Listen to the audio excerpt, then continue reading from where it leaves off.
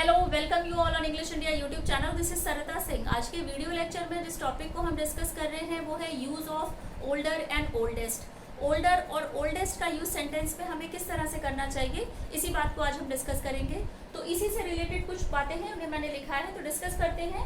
जो ओल्डर होता है वो होता है कंपैरेटिव फॉर्म। ये ओल्डर की ही डिग्री है, ओल्ड, ओल्डर, ओल्डेस्ट। ओल्ड की ही ओल्ड पॉजिटिव डिग्री है, उसकी कंपैरेटिव डिग्री है ओल्डर, और ओल्डेस्ट उसकी सुपरलेटिव डिग्री है। कंपैरेटिव डिग्री का यूज हम तब करते हैं जब हम किन्हीं दो लोगों में कंपैरिजन की बात करते हैं, और सुपरलेटिव डिग्री का यूज हम तब करते हैं जब हम तीन या तीन से ज्यादा लोगों में कंपैरिजन की बात करते हैं। It is used as an adjective only, और ओल्डर और ओल्डेस्ट एज एन एडजेक्टिव की तरह ही किसी भी सेंटेंस में आता है। Refers to person, animals and thing. जब हम किन्हीं पर्सन्स की बात करते हैं, किसी एनिमल की बात करते हैं या थिंग्स की बात करते हैं, तो वहां पर हम ओल्डर और ओल्डेस्ट का यूज करते हैं। Refers also the seniority in age. तो ओल्ड का एक मतलब ये भी होता है जब हम किसी एज्ड पर्सन के बारे में बात करते हैं, किसी ऐसे पर्सन के बारे में बात करते हैं जो बुजुर्ग है, तो वहां पर भी हम ओल्डर या ओल्डेस्ट का यूज करते हैं।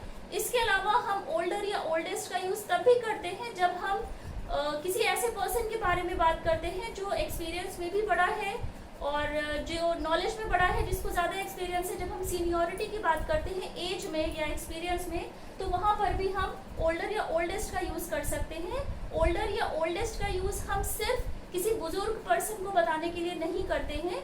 जब हमें किसी की सीनियोरिटी को बताना होता है, किसी के एक्सपीरियंस को बताना होता है, उसके जो जितना एक्सपीरियंस उसको है उसे बताना होता है, उसके यूज़ में भी हम ओल्डर या ओल्डेस्ट का यूज़ करते हैं। It is used with preposition then, और ओल्डर और ओल्डेस्ट का यूज हमेशा ही प्रीपोजिशन देन के साथ में होता है। इसी से रिलेटेड कुछ एग्जांपल है, उन्हें डिस्कस करते हैं। जैसे कि Rohan married an older women. तो यहाँ पर जो ओल्डर है ये कंपैरेटिव डिग्री है।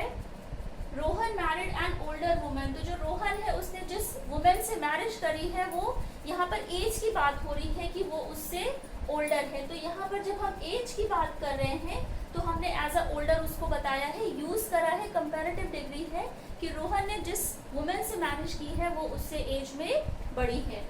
सेकेंड एग्जाम्पल है coal is the oldest fuel. तो ओल्डेस्ट का हमने यूज यहाँ पर इसलिए करा है क्योंकि ओल्डेस्ट यहाँ पर सुपरलेटिव डिग्री है।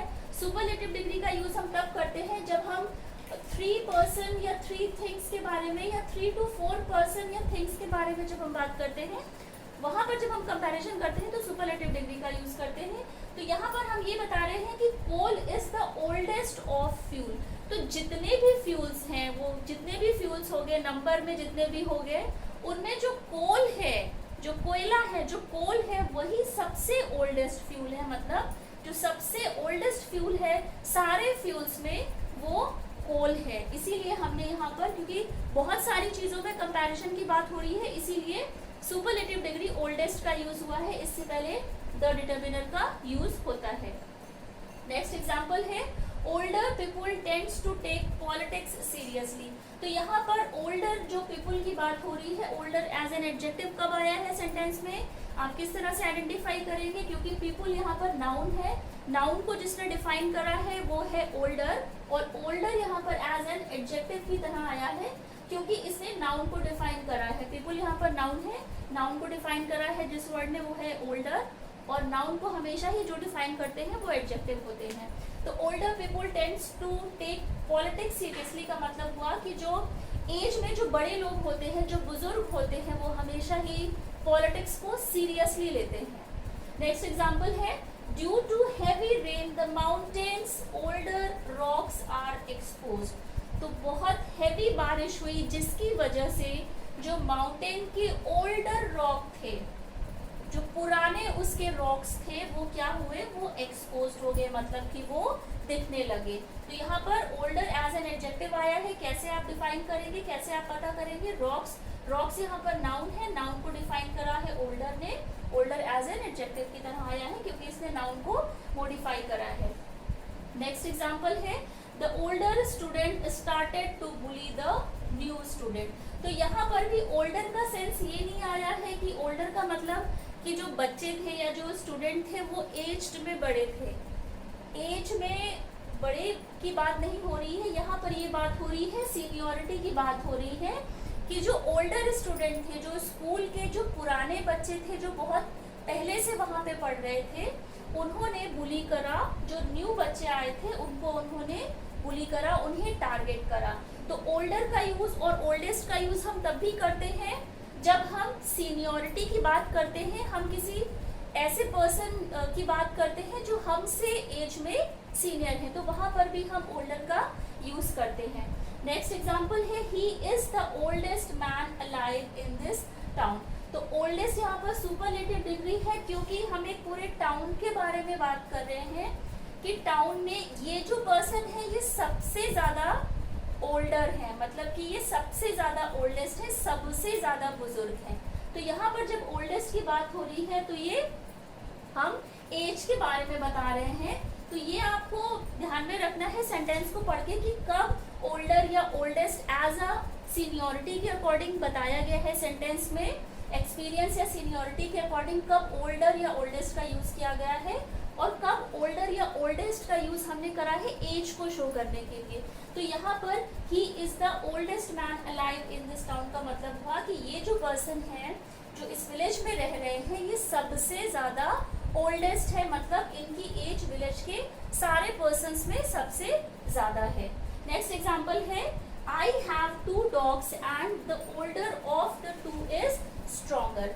तो आई हैव 2 dogs, तो हमने यहाँ पे डिस्कस करा था कि जब हम पर्सन, एनिमल्स या थिंग्स के बारे में डिस्कस करते हैं तो वहां पर हम ओल्डर या ओल्डेस्ट का यूज करते हैं।